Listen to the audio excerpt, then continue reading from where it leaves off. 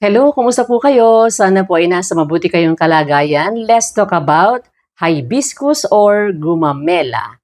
Ang gumamela po ay tinatawag na hibiscus sa English. Ito rin ang kanyang scientific name. Ang gumamela po ay isang halamang namumulaklak at sinasabing ang bulaklak nito ay kumakatawan sa kalakasan, kagandahan at karisma ng isang babae. Pero alam ba ninyo na ang gumamela ay hindi lamang pala isang ornamental plant, kundi ito rin po ay pwedeng kainin at pwedeng gamiting panggamot.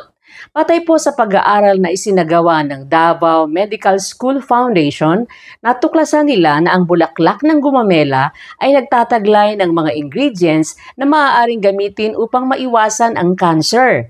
Dahil pinipigil nito ang mutation ng mga cancer cells sa katawan ng tao. Ang buong bulaklak po ng gumamela, lahat ng parte nito ay pwedeng kainin ng hilaw. Karaniwan, ito po ay inihahalo sa mga tea or tsaa, relishes, jams at mga salads. At meron po itong floral and tangy taste. Ano po ang mga health benefits ng gumamela? Ito po ay nakapagpapakalma ng hot flashes. Meron din itong taglay na anti-inflammatory substance, natural anti-inflammatory substance o mga sangkap na lumalaban sa pamamaga sa ating katawan. Meron din itong vitamin C. Makatutulong din po ito na balansehin ang ating fluid sa katawan.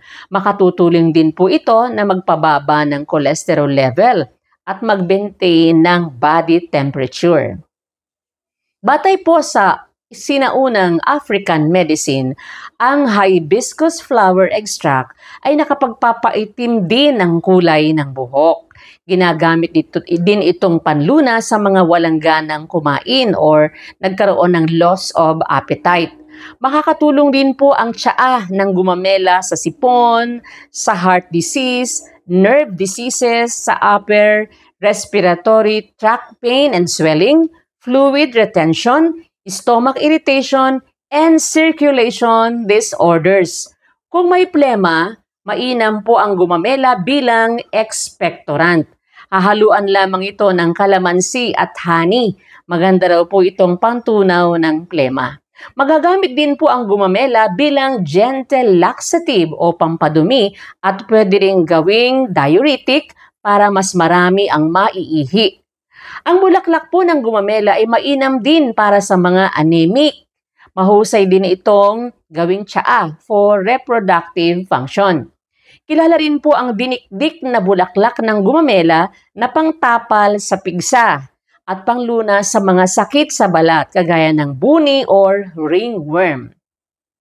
Ang hibiscus tea ay isang refreshing drink sa Caribbean na maganda sa mga pasyenteng may sakit sa bato. Ito po ay gawa sa pinatuyong bulaklak ng gumamela, cinnamon, luya at kaunting honey.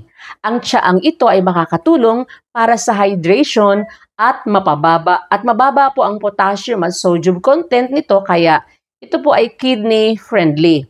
Ayon po sa ating naturopathic practitioner, pwedeng gawing health maintenance ang tsaa na gawa sa gumamela flower. Kumuha lamang ng 1 tasang bulaklak ng gumamela, pakuluan sa kalahating litro ng tubig, 500 ml of water, sa loob ng 10 minuto, palamigin at saka inumin maghapon. Makakatulong po iyon sa ating kalusugan. Kung ikaw naman ay merong ubo at sipon, kumuha ka ng 5 bulaklak ng gumamela, dikdikin mo, ihalo mo sa 1 tasang mainit na tubig, lagyan mo ng 2 piraso ng kalamansi at 1 kutsarang honey. Haluin mo, palamigin at inumin mo 3 times a day. At dahil po ang tsaa ng gumamela ay walang caffeine at maraming health benefits, ito po ay karaniwang pinipili ng mga tea drinkers na inumin bago matulog. Dahil ito po ay isang soothing and relaxing beverage na pwedeng ma-enjoy ng mainit o malamig. Ayan. Sana po may natutuhan kayo. Don't forget to comment, follow, and share. Maraming salamat po.